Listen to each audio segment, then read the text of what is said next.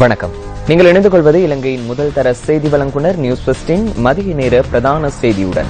கொழும்பில் அமைந்துள்ள நியூஸ் ஃபர்ஸ்டின் பிரதான கலையகத்தில் இருந்து உங்களை சந்திக்கும் நான் சண்முகநாதன் வினோதர்ஷன்.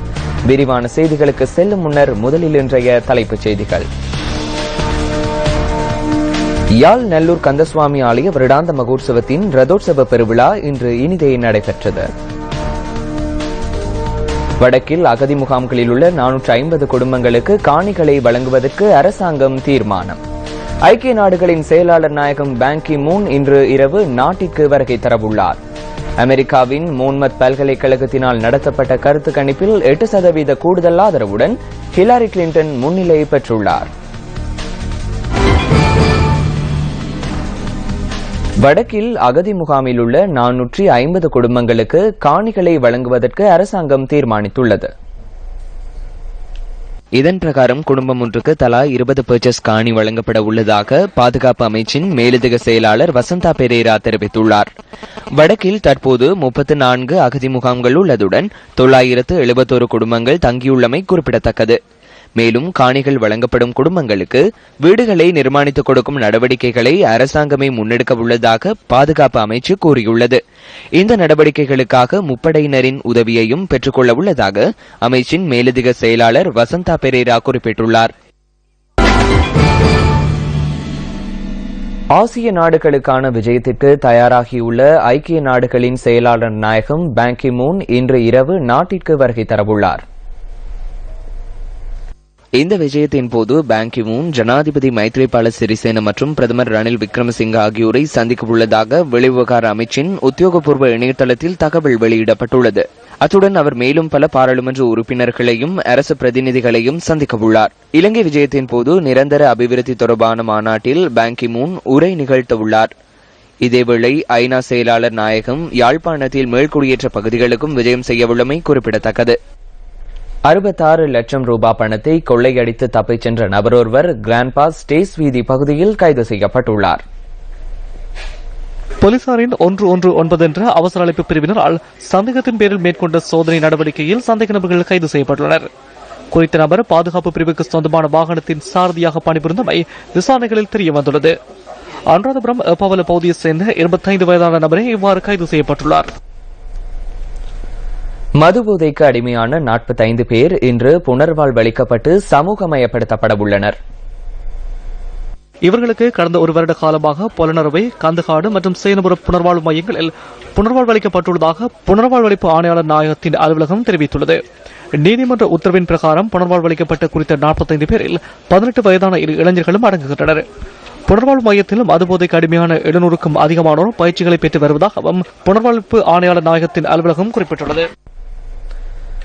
கல்கமுவ இந்தல்மல் பிட்டிய அங்கென்தவ வீதியில் விழுந்து கிடந்த யானை ஒன்றினை வனஜீவராசிகள் திணைக்கள அதிகாரிகள் மீட்டுள்ளனர். பிரதேசவாசிகள் செய்த முறைப்பாட்டை அடுத்து இந்த யானை மீட்கப்பட்டுள்ளது. காட்டு யானை மீட்கப்பட்ட இடத்திற்கு அண்மையில் உள்ள ரத்மலே காட்டுப்பகுதியில் சட்டவிரோதமாக மதுபான விற்பனை செய்து வருகின்றமை குறிப்பிடத்தக்கது. காட்டு யானை மதுசாரம் அருந்தி இறந்திருக்கலாம் என வனஜீவராசிகள் அதிகாரிகள் தெரிவிக்கின்றனர்.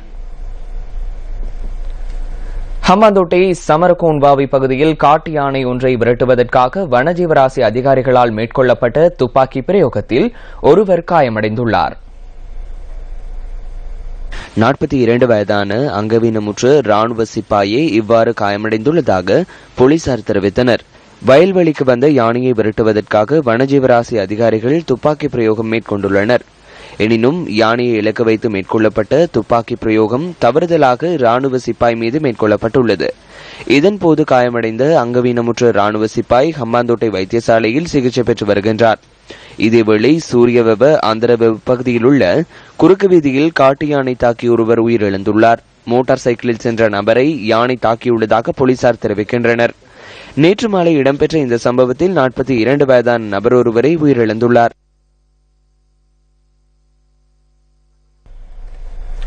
நல்லூர் கந்தனின் உற்சவத்தை முன்னிட்டு நியூஸ் ஃபர்ஸ்டின் நல்லூரான் நந்தவனம் 3வது நாளாக இன்று முன்னெடுக்கப்படுகின்றது.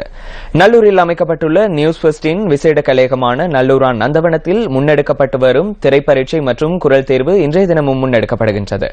இந்த திரைப்பரீட்சையில் தெரிவு செய்யப்படும் திறமைசாலிக்கு நியூஸ் ஃபர்ஸ்டின் 5:25 மணித்தியால செய்தியினை வாசிப்பதற்கான அரிய சந்தர்ப்பம் கிடைக்க உள்ளதுடன் சிறந்த குரல் தெரிவு செய்யப்படுபவருக்கு சக்தி எஃப்எம்மின் மணித்தியால செய்தியினை வாசிப்பதற்கான அரிய சந்தர்ப்பமும் கிடைக்க உள்ளது. இது தொடர்பிலான மேலதிக தகவல்களோடு இணைந்து கொள்கின்றார் எமது அலுவலக செய்தியாளர் ராஜேந்திரன் கோகுல்நாத். வணக்கம் கோகுல்நாத்.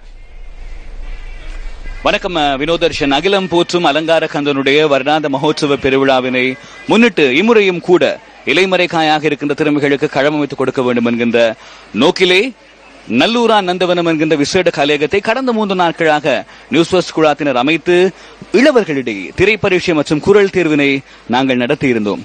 இப்பொழுது எங்களுடைய நாட்டினுடைய நாளைய எதிர்காலம் நல்லூரா நந்தவனத்திலே அந்த பூக்கள் அரும்பி இருப்பதை எங்களால் காணக்கூடியதாக இருக்கிறது. எங்களுடைய நாட்டினுடைய நாளைய எதிர்காலத்தை சேர்ந்த இன்றைய சின்னஞ்சிறார்கள் பலரும் எங்களுடைய நல்லூரா நந்தவனத்திற்கு வருகை தந்து பல பரிசுகளை பல்வேறு போட்டி நிகழ்ச்சிகளினூடாக பெற்று பேருவகையோடு இருப்பதை எங்களால் அவதானிக்கக்கூடியதாக இருக்கிறது. இந்த திரைப்பரீட்சை மற்றும் குரல் தேர்விலே வடமாகாணத்தினுடைய கிழக்கு மாகாணத்திலே அது மாத்திரமல்லாமல் நாட்டினுடைய பல்வேறு பகுதிகளில் இருந்து பெருந்திரளான ஆர்வமும் ஆற்றலும் மிக்க இளவல்கள் கலந்து கொண்டிருந்தார்கள். சில சந்தர்ப்பங்களிலே இளவல்கள் என்று சொல்வதை விட வயது வேறுபாடின்றி ஒவ்வொரு வயதை சேர்ந்தவர்களும் கூட இதிலே கலந்து கொண்டிருந்தார்கள். இவர்களிலே 3 நாங்கள் தெரிவு செய்திருக்கிறோம். குறிப்பாக துவாகரன் சஞ்சிதா பழையிலே இருந்து நியூஸ் ஃபர்ஸ்டினுடைய சக்தி டிவி நியூஸ் ஃபர்ஸ்ட் அரிதான திரையிலே தோன்றி செய்தி வாசிப்பதற்கான வாய்ப்பினை அவர் பெற்றிருக்கிறார். அதுபோன்று காரைநகரை சேர்ந்த கே நிரோஜா மற்றும் வவுனியாவை சேர்ந்த டபிள்யூ நிரோஷினி ஆகியோரும் சக்தி எஃப்எம் நியூஸ் ஃபர்ஸ்டினுடைய வானொலியிலே தங்களுடைய குரல் வழத்தினால் செய்தி வாசிப்பதற்கான வாய்ப்பினை பெற்றிருக்கிறார்கள். நியூஸ் ஃபர்ஸ்ட் குழாத்தினர் பலரும் இந்த 3 நாட்களாக இரவு பகல் பாராது முன்னெடுத்து அயராத உழைப்பினூடாக இது இன்று சாத்தியமாக இருக்கிறது. குறிப்பாக நாகலிங்கம் ஜெகநாத் கண்ணா, ராசதுரை ஜெயரூபன், கிருஷாந்த் ராஜ், அது மாத்திரமல்லாமல் அசாந்த, டிஸ்னக நயஞ்சன, தினேஷன், கிராவின் என்கிற எங்களுடைய குழாத்தினர் வந்ததிலிருந்து இதுவரையான காலகட்டத்திலே இந்த திரைப்பரீட்சை மற்றும் குரல் தேர்வை நடத்துவதற்காக பல்வேறு வழிகளிலும் பாடுபட்டிருந்தார்கள். அத்தோடு எங்களுடைய பிராந்திய செய்தியாளர்களான சாரங்கன், ரஜினிகாந்தன் ஆகியோரும் கூட எங்களோடு இணைந்திருக்கிறார்கள். இதுவும் கூட எங்களுக்கு ஒரு பலமாக இருக்கிறது. ஆகவே இன்றைய தினம் நியூஸ் ஃபர்ஸ்டினுடைய அரிதான திரையிலேயே தோன்றி 5:25 மணித்தியால செய்தியை வாசிப்பதற்கான ஒரு வாய்ப்பு யாழ் மண்ணில் இருக்கக்கூடிய ஒருவருக்கு கிடைத்திருக்கிறது என்பது மகிழ்ச்சிகரமான ஒரு செய்தி. அது மாத்திரமல்லாமல் சக்தி எஃப்எம்மிலும் அந்த அரிதான அந்த வானொலி செய்தியை வாசிப்பதற்கான வாய்ப்பினையும் வடமாகாணத்திலே இருந்து இருவர் பெற்றிருக்கிறார்கள். இந்த வருடத்தோடு மாத்திரம் இது நிறைவு பெறாமல் எதிர்வருகிற ஆண்டுகளிலும் கூட திறமைகளினுடைய தேடலாக நல்லூரானுடைய இந்த சந்நிதியிலே நாங்கள் முன்னெடுத்த இந்த திரைப்பரீட்சையை போல ஏனைய மாகாணங்களிலும் இப்படியாக இளவர்களுக்கு வாய்ப்பினை கொடுக்கின்ற நோக்கிலே பல்வேறு நடவடிக்கைகளை நாங்கள் முன்னெடுக்க இருக்கிறோம். தொடர்ந்தும் நாட்டினுடைய முதற்தர செய்தி வழங்குனர் நியூஸ் ஃபர்ஸ்டோடு இணைந்திருங்கள். நியூஸ் ஃபர்ஸ்ட் செய்திகளுக்காக நியூஸ் ஃபர்ஸ்டினுடைய விசேட கலையகம் நல்லூரா நந்தவனத்தில் இருந்து ராஜேந்திரன் கோகுல்நாத்.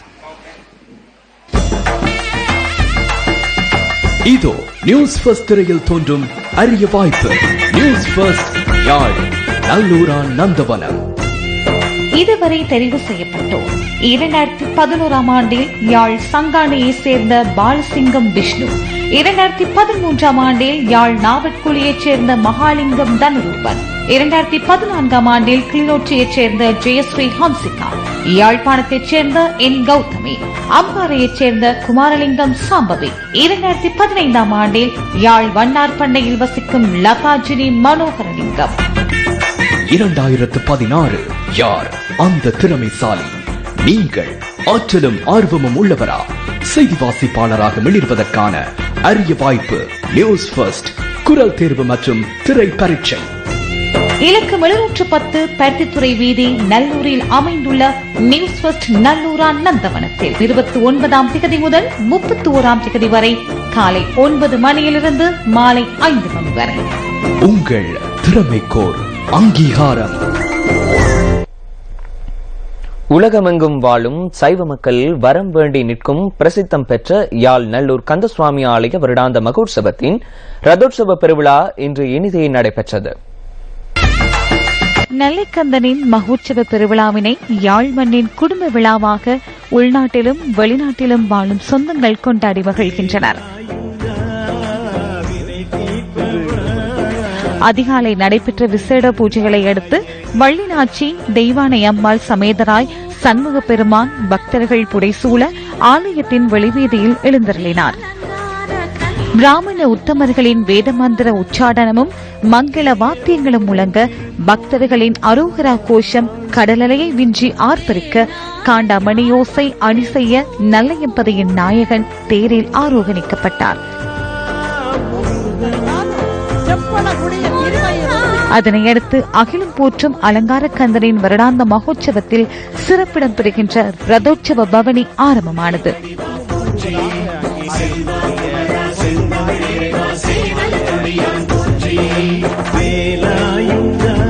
பக்தி உணர்வு மேலிட பக்தர்கள் திருவடத்தை பிடித்து இழுத்தும் பரவக்காவடி தூக்கு காவடி ஆகியவற்றை எடுத்தும் தீச்சட்டிகளை ஏந்தியும் தேங்காய்களை உடைத்தும் தமது நேர்த்திக்கடன்களை செலுத்தினர். அழகால் அலங்கார கந்தன் என்றும் இளமையால் குமரன் என்று அழைக்கப்படும் எம்பெருமான் பச்சை சாத்தி பக்தி கோலத்துடன் மீண்டும் ஆலயத்திற்குள் எழுந்தருளினார்.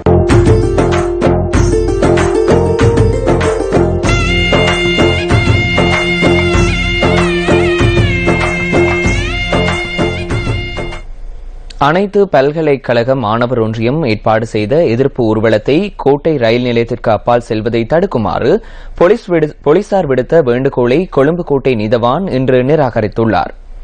போலீசாரின் மனுவை பரிசீலனித்த பிரதம நீதவான் லங்கா ஜெயரத்ன குறித்த ஊர்வலத்தை போலீசாரின் அதிகாரத்துடன் தடுத்து நிறுத்த முடியும் என தெரிவித்துள்ளார். தேவை ஏற்படின் சிவில் பாதுகாப்பு அதிகாரிகளையும் ஈடுபடுத்த முடியும் என அவர் கூறியுள்ளார். இதேவேளை இந்த எதிர்ப்பு பேரணி கொள்ளுப்பிட்டி அதி உயர் பாதுகாப்பு வலயத்திற்கு நுழைவதை தடுக்குமாறு கோரி கொள்ளுப்பிட்டி போலீசார் விடுக்கப்பட்ட கோரிக்கையை கோட்டை பதில் நீதவான் நேற்று அனுமதி வழங்கினார். மட்டக்களப்பு காத்தான்குடி போலீஸ் பிரிவிற்குட்பட்ட பழைய கல்முனை வீதியின் நெஞ்சுமுனை பகுதியில் இடம்பெற்ற வாகன விபத்தில் இளைஞன் ஒருவன் உயிரிழந்துள்ளான். குறித்த இளைஞன் பயணித்த மோட்டார் சைக்கிள் வீதியை விட்டு விலகி மின்கம்பத்துடன் மோதியதினாலேயே விபத்து இடம்பெற்றுள்ளதாக எமது பிராந்திய செய்தியாளர் தெரிவித்தார். இந்த விபத்து சம்பவம் நேற்று மாலை இடம்பெற்றுள்ளது. வழமையாக இந்த வீதியில் கால்நடைகள் நடமாட்டம் அதிகமாக காணப்படுவதனால் அதிகளவிலான விபத்துகள் சம்பவிப்பதாக எமது பிராந்திய செய்தியாளர் மேலும் தெரிவித்தார். இத்துடன் நியூஸ் ஃபர்ஸ்டின் மதிய நேர பிரதான செய்தி அறிக்கை நிறைவடைகின்றது. வணக்கம்.